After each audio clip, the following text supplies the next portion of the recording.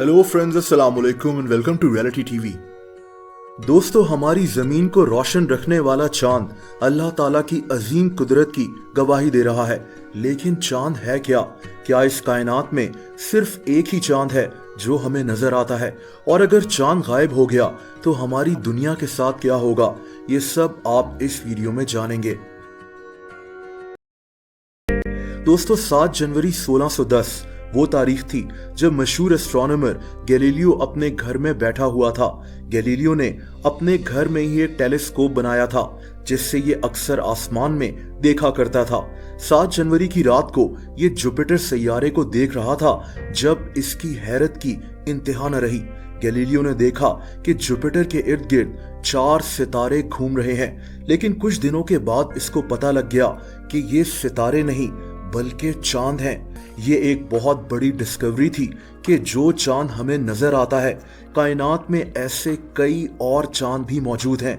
आज हम इतना जरूर जानते हैं कि कायनात में ऐसे 200 से भी ज्यादा चांद मौजूद हैं, लेकिन हमारी जमीन के इर्द गिर्द सिर्फ एक चांद ही घूमता है, इसीलिए हमें यही चांद नजर आता है।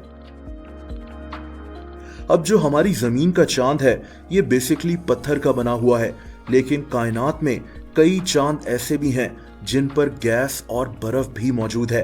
दोस्तों, चांद की खुद की कोई रोशनी नहीं होती, बल्कि ये सूरज से रोशनी हासिल कर कर जमीन तक पहुंचाता है। सूरज की रोशनी चांद की सतह पर पड़ती है और रिफ्लेक्ट होकर जमीन की तरफ चली जाती है।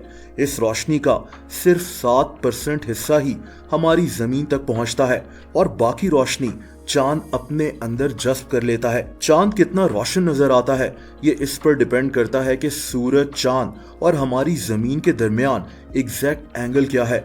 आप अल्लाह ताला की कुदरत देखें कि सूरज, चांद और हमारी जमीन मिलकर कितने परफेक्ट तरीके से काम कर रहे हैं। दोस्तों, चांद जमीन से तकरीबन 3,84,000 किलोमीटर दूर है, लेकिन क्या होगा अगर चांद अचानक गायब हो जाए? सबसे पहली बात तो जाहिर है कि चांद के बगैर हमारी रातों को मजीद अंधेरा हो जाएगा। हमें आसमान में सिर्फ सितारे नजर आएंगे। इस वक्त कुछ जानवर और परिंदों के लिए जिंदगी गुजारना मुश्किल हो जाएगा, जैसा कि उल्लू, जो चांद की रोशनी का इस्तेमाल कर कर रात को शिकार करते हैं। इसी वजह से हमारी जमीन पर एक इकोलॉजिकल इम्बैलेंस पैदा हो जाएगा, जिससे कई ऐसे जानवर और परिंदे दुनिया से खत्म हो जाएंगे। दोस्तों, दूसरी बात यह है कि चांद के गायब होने से हमारे समुद्रों पर बहुत गहरा असर पड़ेगा। अब आप सोच रहे होंगे कि चांद का समंदर से क्या लेना देना है। दरअसल चांद के अंदर एक कशिश है, यानी ग्रेविटेशनल फोर्स, जो हमारी जमीन को अपनी तरफ खींचती है। ये फोर्स इतनी स्ट्रांग नहीं है कि जमीन चांद की तरफ खींची चली जाए, लेकिन इसका असर जमीन पर पड़ता है।